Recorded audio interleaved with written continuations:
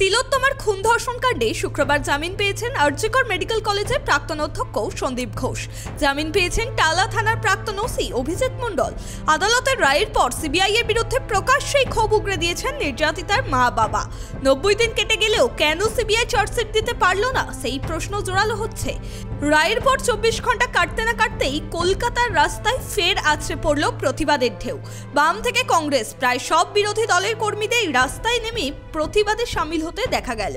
নিজাম প্যালেসের সামনে একেবারে রণক্ষেত্র, পুলিশের সঙ্গে ব্যাপক ধস্তাধস্তি কংগ্রেস কর্মীদের। অশুভ সন্ধি কোথায়? নাটক বিরোধিতা বাংলার মানুষ দেখলেন।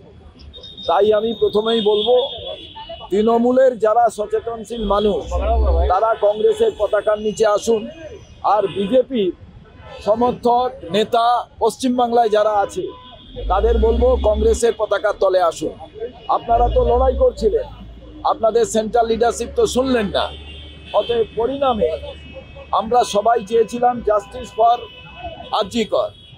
জাস্টিস ফর আরজিকর পাবে কি পাবে না, ও তো বাংলার মানুষ আগামী দিনে ঠিক করবে। ধর্মতলায় প্রতিবাদে সামিল হতে দেখা গিয়েছে চিকিৎসক সংগঠনগুলিকেও। করুণাময়ীতে প্রতিবাদ মিছিল করতে দেখা গেল এসইউসিআইকে।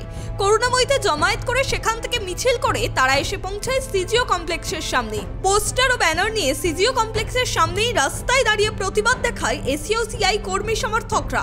অন্যদিকে কলেজ স্ট্রিটে বিক্ষোভ কর্মসূচি করলেও সিপিএম এর ছাত্র সংগঠন এসএফআই। তিলোত্তমা ভেবো না, সেটিং হতে দেব না, এই ব্যানারকে সামনে রেখে চলল স্লোগান। দাহ করা হলো কুশপুতুল। ফুঁসে উঠলেন এসএফআই নেতা দেবাঞ্জন দে। সব বললেন, রাজ্য সরকার বারবার তথ্য প্রমাণ লোপাট করার চেষ্টা করছে, বিচার প্রক্রিয়া দেরি করানোর চেষ্টা করছে।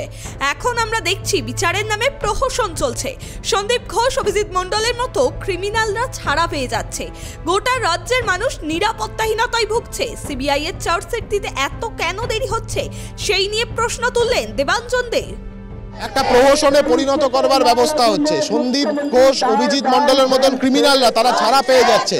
তার বিরুদ্ধে দাঁড়িয়ে আজকের এই কর্মসূচি। সেটিং করে তিলোত্তমার বিচারের প্রক্রিয়াকে ঘুরপথে পরিচালনা করা যাবে না। তিলোত্তমা ভেবো না, সেটিং হতে দেব না, এটাই আমাদের স্লোগান। গোটা রাজ্যের মানুষকে আমরা আহ্বান জানাবো আরও একবার রাস্তায় নেমে ঐক্যবদ্ধ হয়ে তিলোত্তমার জন্য বিচারের লড়াইটা শেষ অবধি লড়তে। শুক্রবার সন্দীপ ঘোষ ও অভিজিৎ মণ্ডলকে জামিন দেওয়ার পর থেকেই রাজ্য জুড়ে শুরু হয় তুমুল উত্তেজনা। তদন্তকারী সংস্থার ব্যর্থতা নিয়ে শনিবার সকাল থেকেই দফায় দফায় বাম কংগ্রেস পথে নেমেছে। সিবিআই এর ভূমিকা নিয়ে প্রশ্ন তুলেছেন জুনিয়র চিকিৎসকরা।